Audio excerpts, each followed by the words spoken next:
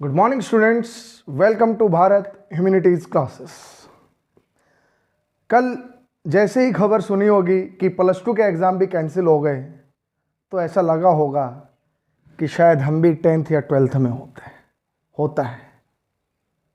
लेकिन next year ऐसा होगा, ऐसा पॉसिबल नहीं है।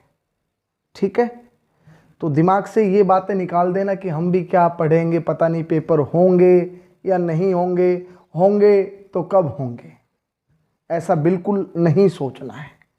नेक्स्ट ईयर पेपर आपके 110% होंगे। ठीक है ना। छोटे छोटे पक्षी जब बरसात आती है ना, तो वो आसरा ढूंढते हैं छुपने का। तो वैसे बिहेव नहीं करना है बाज की तरह कि जब बरसात हो तो बादलों के ऊपर उड़ान भरे, और जैसे ही बादल बरस के जब बंद हो जाएं तब वो बादलों के नीचे आ जाता है। तो बिहेव लाइक बाज, आपको बाज की तरह क्या करना है, व्यवहार करना है कि बारिश आए या ना आए मुझे कोई परवाह नहीं है, पेपर हो या ना हो मुझे कुछ लेना देना नहीं है, मुझे अपनी तैयारी करनी है, मुझे लगातार नॉलेज को क्या करना है, गेन करना है। तो बाज की तरह व्यवहार कीजिए, छोटे मोटे पक्षियों की तरह नहीं। क्योंकि पढ़ना ये हमारे जीवन की एक सतत प्रक्रिया है, एक कॉन्टिन्यूस प्रोसेस है। हम कुछ ना कुछ पढ़कर सीखते रहते हैं। इसलिए जो भी आज +2 या 10th क्लास के जो एग्जामिनेशन नहीं हुए हैं, वो कोरोना महामारी की वजह से नहीं हुए हैं। आप कहेंगे कोरोना महामारी नहीं गई है सर, अभी भी आगे है, तो ऐसा पॉसिबल नहीं है कि नेक्स्ट ईयर आपके एग्जामिनेशन ना हो। क्योंकि जल्द ही आपको पता है कि कोरोना 18 साल से जो नीचे के बच्चे हैं उनको कोरोना वैक्सीन दी जाएगी। जल्द ही ऐसा पॉसिबल हो सकता है। तो नेक्स्ट ईयर बिल्कुल भी माइंड में ये बातें जो आपके आए तो उनको भी निकाल देना। पहली बात तो आनी ही नहीं चाहिए, और अगर फिर भी कहीं आती है तो उनको क्या कर देना, निकाल देना। नेक्स्ट ईयर पेपर होंगे और अपने वजूद को बनाए रखो, अच्छे से पढ़ो, मुस्कुराते रहो और स्वस्थ रहो। Now start our next topic of our chapter number 7, lifelines of national economy, and today's topic is railways. In previous video lecture we discussed about the roadways, importance and the problems of roadways. Today we start our next topic of our chapter lifelines of national economy, that is known as railways, rail parivahan. Railways are important mode of transportation for freight and passenger in India. हमारे देश के अंदर अगर भारी सामानों को ले जाना हो, जिसको हम लोड अनलोड करते हैं, और पैसेंजर्स को अगर लेकर जाना हो, तो रेलवे आपका क्या है, एक महत्वपूर्ण क्या है, आपका साधन है। Railways also make it possible to conduct multifarious activities like business activity, like pilgrimage activity, like transportation of goods over the long distance. देखिए, रेलवेज ना केवल carry off goods and services, passenger, बल्कि बहुत सी एक्टिविटीज़ हैं। ये जो railway है ये आपका बैकबोन है, किसके लिए, जो हैवी इंडस्ट्रीज है उनके लिए। क्योंकि रॉ मटेरियल जो आपका पहुंचता है कहाँ पर, इंडस्ट्री तक, और जो फिनिश प्रोडक्ट होते हैं जो मार्केट तक पहुंचते हैं वो किसके हेल्प से पहुंचते हैं, वो रेलवेज के हेल्प से पहुंचते हैं। इस तरह रेलवे का हमारे इंडिया के अंदर क्या है, एक बहुत बड़ा क्या है, एक इंपॉर्टेंट रोल है। इंडिया के अंदर अगर हम बात करते हैं, सबसे पहली जो रेल चली थी वो 1853 में चली थी। ठीक है, कहाँ से कहाँ तक चली थी, मुंबई से थाने, मुंबई टू थाने, जिसका डिस्टेंस कितना था, 34 किलोमीटर। तो भारत देश के अंदर जो रेलवे का विस्तार है ये कोई नया नहीं है, ये ब्रिटिश टाइम से ही हमारे देश के अंदर रेल परिवहन की क्या हो चुकी थी, शुरुआत हो चुकी थी।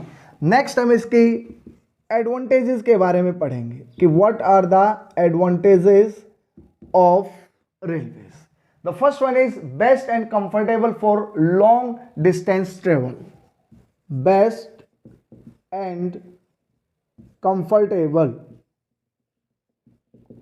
For long distance.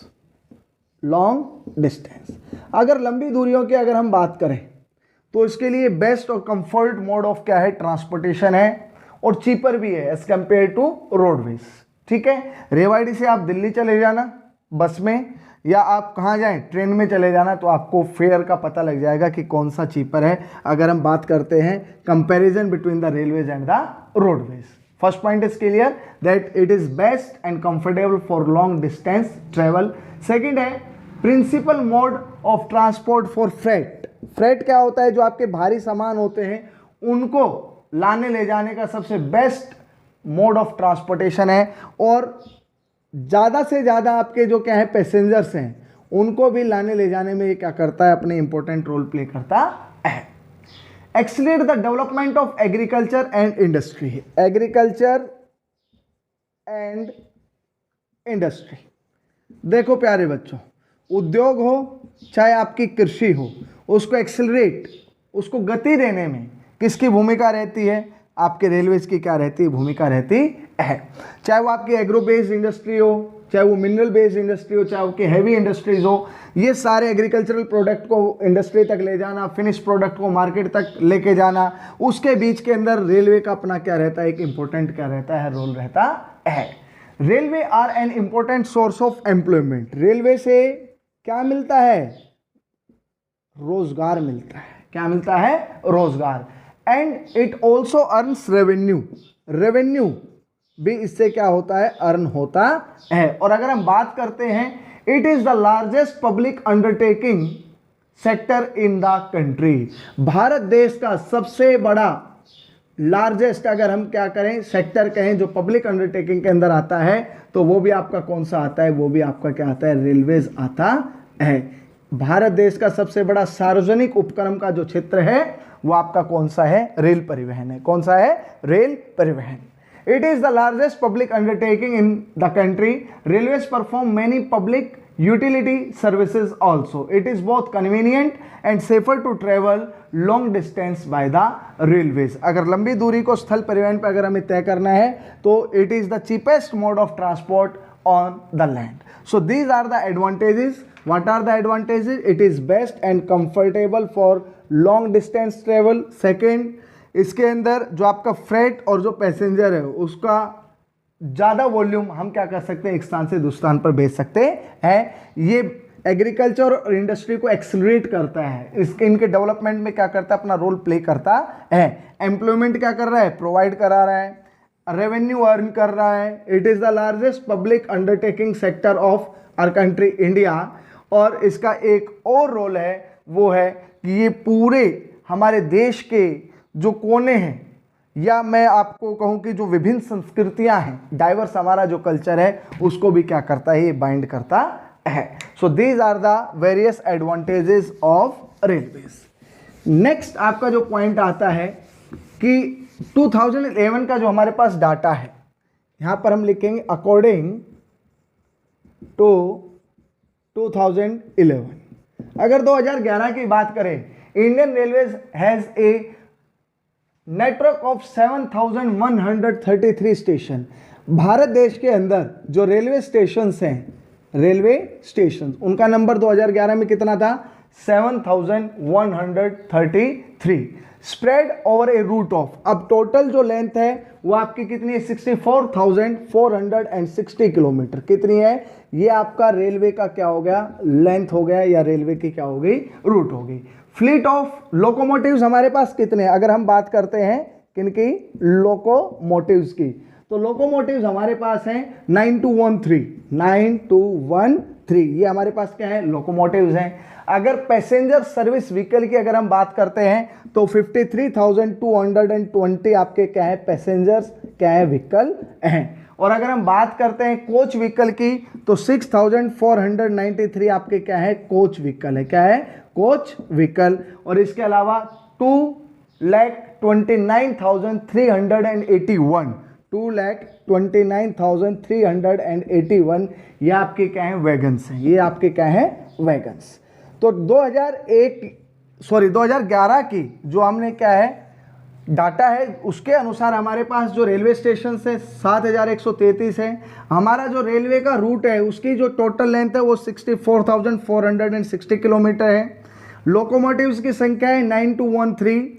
ये दिखाता है कि हमारे देश के अंदर जो रेलवे है वो कितना एक महत्वपूर्ण सेक्टर है जो इतने लार्ज एरिया को क्या कर रहा है, कवर कर रहा है। हालांकि इनसे रिलेटेड काफी कम क्वेश्चंस आते हैं, कभी कभी सीबीएसई बोर्ड में क्वेश्चन पूछे जाते हैं, बट आपको 3 से 4 पॉइंट इनसे रिलेटेड, जैसे आपको रेलवे की जो लेंथ है, रेलवे रूट की जो लेंथ है वो पता होनी चाहिए। नंबर ऑफ रेलवे स्टेशन आप 2011 के डाटा याद कर सकते हैं। नंबर ऑफ लोकोमोटिव्स को भी क्या कर सकते हैं, लर्न कर सकते हैं। So this is about the Indian railways. Next is आपकी एनसीईआरटी में दे रखा होगा डू यू नो। तो डू यू नो में आपको ये बता रखा है कि जो आपका फर्स्ट आपका Indian railway is the largest public sector undertaking in the country India. Bharat देश का सबसे बड़ा जो लार्जेस्ट पब्लिक सेक्टर वो आपका कौन सा है, रेलवे है। कौन सा है, रेल परिवहन है। सेकंड क्या बता रखा है, the first train steam off from the Mumbai to Thane cover 34 kilometre distance. जो पहली ट्रेन चली भारत देश के अंदर 34 किलोमीटर लंबी दूरी थी, मुंबई से थाने तक चली थी। लॉर्ड डलहौजी जिनको क्या माना जाता है, as the father of Indian railways, father of Indian railways. ये वही लॉर्ड डलहौजी है जिसने कौन सा पॉलिसी दिया था, डॉक्ट्राइन ऑफ लैप्स, कि जिस राजा के क्या नहीं है, उत्तराधिकारी नहीं है, उसके राज्य को क्या कर लिया जाएगा, ब्रिटिश शासन के अंदर हड़प लिया जाएगा। तो लॉर्ड डलहौजी को क्या माना जाता है, फादर ऑफ इंडियन रेलवेज माना जाता है। नेक्स्ट आता है रेलवे ट्रैक्स की बात, जिसको हम क्या कहते हैं, रेल गेज कहते हैं, रेलवे ट्रैक्स।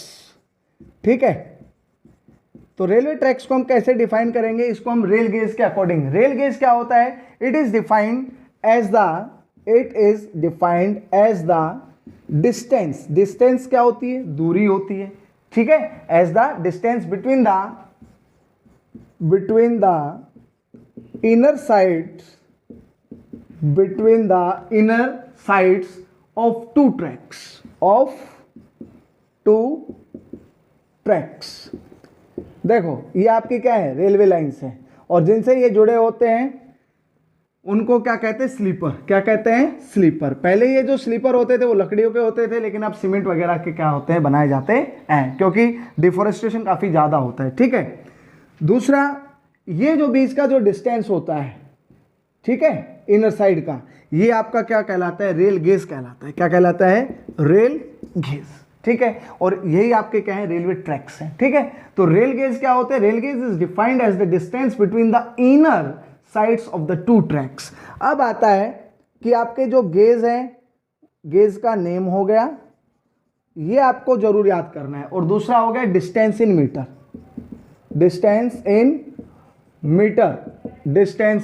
मीटर। तीन टाइप्स के क्या होते हैं, रेल गेज होते हैं। ठीक है, रेल गेज जो है वो आपके, पहले मैं आपको नाम बता रहा हूं। फर्स्ट है आपका ब्रॉड गेज। कौन सा है बच्चों, ब्रॉड गेज, जिसकी जो डिस्टेंस होती है 1.676 क्या होती है, मीटर होती है। ठीक है, 3 नंबर का इंपॉर्टेंट क्वेश्चन, रेल गेज क्या होता है, तो ये आप लिख दोगे, rail gauge is defined as the distance between the inner sides of the two tracks. How many types of rail gauge, there are 3 types of rail gauge. First आता है ब्रॉड गेज, जिसको बड़ी लाइन कहते हैं। ठीक है, second आता है मीटर गेज। कौन सा आता है, मीटर गेज, जिसकी जो आपका डिस्टेंस होता है, इनर डिस्टेंस, वो कितना होता है, 1.00 मीटर होता है। और थर्ड आपका छोटी लाइन जिसको हम कहते हैं, वो होता है नैरो गेज। कौन सा होता है, नैरो गेज, जिसका 0.762 मीटर से और 0.610 क्या होता है, मीटर होता है। तो ये आपके क्या है, ये आपके रेल गेज हैं, जो कितने टाइप्स के होते हैं, 3 टाइप्स के होते हैं। फर्स्ट ब्रॉड गेज, बड़ी लाइन, जो बीच वाली है, मध्यम, जिसको मीटर लाइन कहते हैं, और नेक्स्ट हो गई छोटी लाइन, जिसको 0.762 मीटर और 0.610 मीटर होती है। तो हमारे देश के अंदर अब इनकी संख्या में लगातार क्या की जा रही, कमी की जा रही। अब ज़्यादा से ज़्यादा ब्रॉड गेज के ऊपर ही क्या हो रहा है, काम हो रहा है। So these are the important information which is related to the railway tracks or the rail gauge. The next topic of your chapter related to railways is what are the factors affecting the railway network. Factors affecting the railway network. देखो, railway का जो विस्तार है उसको प्रभावित करने वाले कौन कौन से कारक होते हैं? कौन कौन से कारक हैं? देखो, एक कारक होता है एडमिनिस्ट्रेटिव फैक्टर, एडमिनिस्ट्रेटिव फैक्टर्स, ठीक है। सेकंड कौन सा होगा? Economic factors, economic factors. और तीसरा आपका कौन सा हो गया? फिजियोग्राफिक, फिजियोग्राफिक फैक्टर्स, ठीक है। एक इंपॉर्टेंट क्वेश्चन बनता है कि distribution pattern of Indian railway network is influenced by the physiographic factors. Physiographic factors railway के विस्तार को काफी क्या करते हैं? प्रभावित करते हैं। तो सबसे पहले बात कर लेते हैं नॉर्दर्न प्लेन्स की। किसकी बात कर लेते हैं? नॉर्दर्न प्लेन्स, जो भारत का ग्रेन बास्केट ऑफ क्या है? इंडिया है, जो एक लगभग फ्लैट लैंड है। क्या है? फ्लैट लैंड है। हालांकि इसके एलिवेशन के अंदर क्या है? डिफरेंसेस हैं। ऐसा नहीं है कि बिल्कुल फ्लैट है, इसके एलिवेशन के अंदर क्या है? डाउनफॉल है, कहीं ये अप है, ठीक है। अब रेलवे का सबसे ज्यादा विस्तार अगर कहीं पर है तो वो क्या है? नॉर्दर्न प्लेन्स के अंदर है, ठीक है। अब वो कौन कौन से कारण है कि आपका जो रेलवे का विस्तार है वो आपके नॉर्दर्न प्लेन्स के अंदर है? सबसे पहले यहाँ पर वास्ट लेवल लैंड है, वास्ट लेवल लैंड। यहाँ की जो भूमि है वो क्या है? लगभग क्या होती है? समतल होती है। It is easy to let down the railway lines on the northern plains. First point is clear? Okay. Second is it is cover with fertile land. तो यहाँ की जो सबसे इंपॉर्टेंट एक्टिविटी हो गई वो कौन सी हो गई प्यारे बच्चों? एग्रीकल्चर। देखो, उत्तरी मैदान जो हैं, जो गंगा, इंडस और ब्रह्मपुत्र के द्वारा बनाए गए हैं, यहाँ की जमीन बहुत उपजाऊ है। यही कारण है कि यहाँ पर एग्रीकल्चर सबसे ज्यादा होती है। यह भी एक कारण है कि यहाँ पर रेलवे का क्या है? विस्तार ज्यादा है। Next, population density is very high. Population density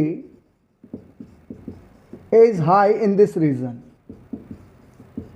यहां जनसंख्या घनत्व भी क्या है? काफी ज्यादा है। यही कारण है कि यहां पर क्या है? ज्यादा रेलवे का क्या हुआ है? विस्तार हुआ है।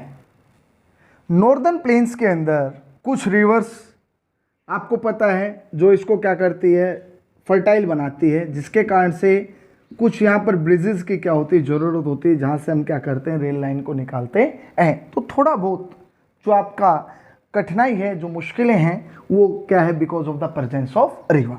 तो पहला फिजियोग्राफिक डिवीजन जिसके बारे में मैंने आपको बताया वो है आपका नॉर्दर्न प्लेन्स, जिसके कारण से यहाँ पर क्या है? ज़्यादा आपका रेलवे का जो एक जाल है वो क्या है? बिछा हुआ है।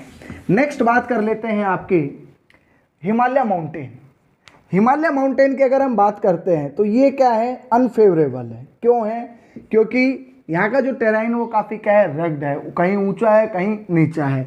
मोस्टली आपका कैसा एरिया है? हिली एरियाज है। और हिली एरियाज के अंदर हम आसानी से क्या नहीं कर सकते हैं? रेलवे का विस्तार नहीं कर सकते हैं। The Himalayan mountain region too are unfavourable for the construction of railway lines due to high relief, due to high relief hilly areas, ये इसके इंपॉर्टेंट रीजन है। और जो यहां पर लेस इकोनॉमिक अपॉर्चुनिटीज है, लैक ऑफ इकोनॉमिक अपॉर्चुनिटीज, ये वो रीजन है कि आपका जो हिमालय माउंटेन है वहां पर अभी तक क्या नहीं है? रेलवे का इतना ज्यादा विस्तार नहीं हो पाया है। क्योंकि उसका सबसे बड़ा कारण है कि अगर इन एरियाज में हम रेलवे ट्रैक्स को लेट डाउन करते हैं तो उसका जो कंस्ट्रक्शन कॉस्ट है वो काफ़ी क्या हो जाता है? ज़्यादा हो जाता है। And you know that hilly areas के अंदर जो स्प्रेस पॉपुलेशन है वो पाई जाती है। इवन जो पॉपुलेशन डेंसिटी होती है वो काफ़ी क्या होती है? लो होती है। तो जिस क्षेत्र के अंदर जनसंख्या ही नहीं रहेगी वहाँ पर इस तरह के ट्रांसपोर्टेशन पे खर्चा करना क्या होगा? बेवकूफ़ी होगा। तो ये एक सबसे बड़ा कारण है कि हिमालयन जो माउंटेन एरिया है, सबसे पहले वो हिली एरियाज है, उसका जो धरातल है काफ़ी क्या है? ऊंचा है। और वहाँ पर इकोनॉमिक अपॉर्चुनिटीज़ काफ़ी क्या है? कम है। और वहाँ पर कम जनसंख्या पाई जाती है। दैट्स द रीजन कि हिमालयन माउंटेन के अंदर जो रेलवे का क्या है? एक्सपेंशन है वो क्या है? काफ़ी कम है। इसी तरह से अगर हम बात करते हैं वेस्टर्न राजस्थान की, गुजरात की, वेस्टर्न राजस्थान गुजरात हो गया, तो वेस्टर्न राजस्थान में आपके क्या है, डेजर्ट है। तो डेजर्ट में भी क्या है, आप आसानी से क्या नहीं कर सकते, रेलवे लाइन को नहीं लेट डाउन कर सकते हैं। गुजरात का स्वैम्पी एरिया है, दलदली जो क्षेत्र है वहां पर भी हम क्या नहीं कर सकते, रेलवे को लेट डाउन नहीं कर सकते हैं। It is equally difficult to let down the railway tracks on the sandy plains of western Rajasthan, swamps of Gujarat and forested area of Madhya Pradesh, forested area of Madhya Pradesh, क्योंकि मध्य प्रदेश का यह एक ऐसा राज्य है जहां सबसे ज्यादा क्या पाए जाते हैं, आपके जंगल पाए जाते हैं, वन पाए जाते हैं। यही कारण है कि इन राज्यों के अंदर जो रेलवे का विस्तार है इतना ज़्यादा नहीं हो पाया है। उन स्पेसिफिक एरियाज में जहाँ पर आपका क्या है, डेजर्ट है, जहाँ पर आपका क्या है, दलदली क्षेत्र है, और जहाँ घने जो जंगल है वो पाए जाते हैं। इस तरह हम कह सकते हैं कि जो फिजियोग्राफिक फैक्टर्स हैं they played a crucial role in the expansion of railway network. Okay, next मैं कुछ स्टेट्स की बात बता रहा हूँ। जैसे आपका छत्तीसगढ़ है, क्या है, छत्तीसगढ़। दूसरा आपका हो गया झारखंड, कौन सा हो गया, झारखंड। आज इन एरियाज के अंदर रेलवे का क्या होता जा रहा है, लगातार एक्सपेंशन होता जा रहा है।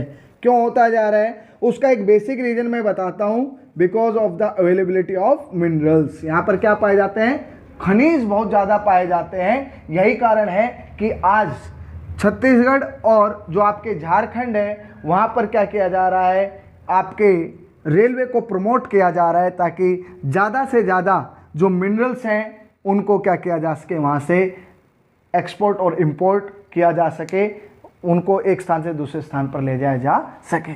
सो it proves that the physiographic factor played a crucial role in the development of railway network. तो ये बिल्कुल आपको क्या हो जाना चाहिए, क्लियर हो जाना चाहिए। अभी तक कुछ बच्चों ने चैनल को सब्सक्राइब नहीं किया है तो प्लीज़ चैनल को सब्सक्राइब कर लो और बेल आइकन को क्या कर लीजिए, प्रेस कर लीजिए, ताकि कोई भी वीडियो अगर अपलोड होती है तो वो सबसे पहले आपके पास जाए। नेक्स्ट जो आपका टॉपिक है वो है आपका problems of railways. Problems of railways, railway की कौन कौन सी समस्याएं हैं। सबसे बड़ी समस्या तो हम हैं। आप कहोगे कैसे, मोस्टली ह्यूमन बीइंग क्या करते हैं, रेलवे के अंदर विदाउट टिकट के ट्रैवल करते हैं, जिससे कि रेलवे को बहुत ज़्यादा क्या होता है, नुकसान होता है। बिल्कुल सही कह रहा हूँ। फर्स्ट पॉइंट आपका आ जाएगा, many passenger travel without ticket, travel without ticket, बिना टिकट के यात्रा। नुकसान किसका, रेलवे का। सेकेंड, थेफ्ट्स एंड डैमेज, लोग चोरी कर लेते हैं, थेफ्ट्स एंड डैमेज किसको, to the railway property. Railway property को क्या तो चुरा लेते हैं या क्या कर लेते हैं, उसको डैमेज कर देते हैं। ठीक है। नेक्स्ट, अब थेफ्ट्स और डैमेज से लेकर मेरे को एक छोटी सी बात मैं आपको बताना चाहता हूं। एक बार एक इंडियंस था, वो जापान के अंदर डेली क्या करता था, मेट्रो से यात्रा करता था। तो एक जापानी ने इंडियन से, वहाँ की करेंसी येन है शायद, क्या किया कि 100 रुपये मान लीजिए उधार ले लिए इंडियन से, और अगले दिन से जापानी ने उस मेट्रो ट्रेन के अंदर वो 3-4 दिन तक नहीं आया। ठीक है, अगले दिन वो नहीं दिखा। भारतीय ने सोचा नेक्स्ट डे आ जाएगा, क्योंकि भारतीय बहुत ज़्यादा क्या होते हैं, ऑप्टिमिस्टिक होते हैं, आशावादी होते हैं, आज नहीं तो कल पकड़ ही लूँगा। ठीक है, लेकिन 3-4 दिन हो गए, भारतीय जो था वो उदास हो गया, और जब वो 5वें-6ठे दिन गया तो एक जापानी उसके बगल में बैठा था। तो जापानी ने पूछा कि आप उदास क्यों हैं। तो भारतीय ने बताया कि मैंने ऐसे ऐसे करके 100 रुपये या 100 जो वहाँ की करेंसी है मैंने एक जापानी को दी थी, तो वो तब से क्या नहीं आ रहा है, ट्रेन के अंदर नहीं आ रहा है। तुरंत जापानी ने अपनी पॉकेट से 100 रुपये निकाल के और भारतीय को दे दिए। तो बोले नहीं नहीं नहीं, मैं नहीं लूँगा। बोले नहीं, ये आपको लेने पड़ेंगे। बोले मैंने आपको दिए ही नहीं। बोले आपने जापानी को तो दिए थे ना। अगर कल आप अपने देश में पहुंच के ये बताओगे कि एक जापानी ने मेरे 100 रुपये ले लिए, खा गया वो मेरे, तो पूरे जापान की बेइज्जती है। मैं जापान का एम्बेसडर हूँ, मैं जापानीज़ हूँ, तो आप हमारे देश के बारे में गलत नहीं बोल सकते हैं। और अगर ऐसा हमारे देश के अंदर हो जाता और एक भारतीय दूसरे भारतीय से पूछ भी लेता ट्रेन के अंदर कि भाई क्या बात है, क्यों उदास बैठा है, और वो बता देता कि मैंने ऐसे ऐसे करके 100 रुपये दिए थे, तो उसका क्या रिएक्शन आता, भाई तेरे को भी ठग ले गया।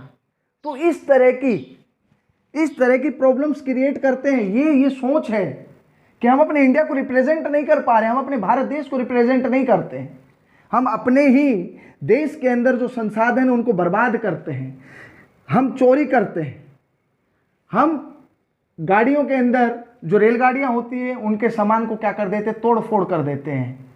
It is shameful for all of us, ये हमारे लिए शर्मनाक बात है। देखिए जापान के अंदर कभी भी स्ट्राइक होती है ना, तो पहले वो काम करते हैं, जितना प्रोडक्शन करना होता है उसको तेजी से करते हैं, और रेस्ट ऑफ द आवर्स में वो कहाँ बैठते हैं, स्ट्राइक के ऊपर बैठते हैं। कभी भी वो पब्लिक प्रॉपर्टी को नुकसान नहीं पहुंचाते हैं। हमारे देश के अंदर किसान आंदोलन को ले लो, जब तक सड़कें जाम नहीं होती तब तक लगता ही नहीं है कि कोई प्रोटेस्ट कर रहा है।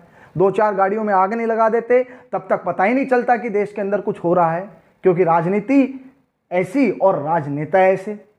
बड़ी शर्म की बात है कि 4-5 जगह आग लगा दो, हाईलाइट हो जाएगा, मीडिया वाले आगे पीछे घूमते रहेंगे कि भड़क गया है आंदोलन। वाह, जापान से कुछ सीखना पड़ेगा। विश्व गुरु कहलाते हैं बट कर्म दूसरे। 0 दे दिया आर्यभट्ट ने, लेकिन उसके आगे हमने कुछ नहीं किया। हमारे पूर्वजों ने बहुत कुछ किया, लेकिन उससे आगे हम कहां पहुंचे, सोचने वाली बात है। ठीक है, तो ये थेफ्ट्स और डैमेज के ऊपर ये छोटी सी कहानी मेरे को याद आ गई, इसलिए मैंने आपको बता दी। ठीक है, नेक्स्ट अननेसेसरी जो चेन पुलिंग है, बिना बात कहीं उतरना है, सुपरफास्ट ट्रेन की चेन पुल कर दो, वो रुक जाएगी। तो इससे भी क्या होता है, रेलवे को बहुत बड़ा क्या होता है, नुकसान होता है। क्लीनिनेस ऑफ ट्रेन्स, देखो रेलवे स्टेशन पे जाओगे, क्या खा रहे हो, चिप्स पैकेट रैपर ऐसे फेंक दिया। हाँ, कभी सोचा है कि घर के अंदर आप कुछ खा के और बिखेरते हो तो मम्मी डंडा लेके घूमती है पीछे। आसपास का वातावरण साफ सुथरा रखना चाहिए। क्लीनिनेस पे बहुत ज़्यादा एक प्रॉब्लम है, रेलवे स्टेशन हमारे गंदे हैं, ये प्रॉब्लम्स हैं। हम रेलवे स्टेशन पे जाते हैं, गंदगी के ढेर लगे हुए होते हैं। जहाँ पर पब्लिक टॉयलेट्स होते हैं वो कोई यूज़ नहीं करता है, लाइंस के ऊपर लोग टॉयलेट्स भी करते हैं। ये भी एक बहुत बड़ी प्रॉब्लम है, किसके सामने, इंडियन रेलवेज के सामने। और इससे बहुत बड़ी एनवायरमेंटल प्रॉब्लम्स भी क्या होती है बच्चों, क्रिएट होती हैं। इसके अलावा maintenance of tracks and bridges, it is also one of the biggest problem before our rail transportation, and rail traffic has increased and the old tracks are not able to carry the increased load and accidents are frequent। लगातार क्या होते रहते हैं, accidents होते रहते हैं। Accidents होने का कारण एक तो क्या होता है, मिसकम्युनिकेशन हो जाता है कई बार, और जो सबसे बड़ी एक और समस्या मैं आपको बता रहा हूं वो ये है कि पॉपुलेशन तो लगातार क्या हो रही है, इंक्रीज हो रही है, जिससे कि लोड किसके ऊपर बढ़ता जा रहा है, रेलवे के ऊपर, रेलवे नेटवर्क के ऊपर बढ़ता जा रहा है। लेकिन रेलवे नेटवर्क इतनी स्पीड से एक्सपेंड नहीं हो पा रहा है जिस हिसाब से हम जो हमारी जो पॉपुलेशन है वो क्या हो रही है, इंक्रीज हो रही है। तो ये कुछ प्रॉब्लम्स हैं किसके सामने, हमारे रेल नेटवर्क के सामने। So dear students, today we discuss in detail about the rail transportation of India. You have to watch this video and learn complete about rail transportation. Like this video and subscribe Bharat Humanities classes. Jai Hind, Jai Bharat.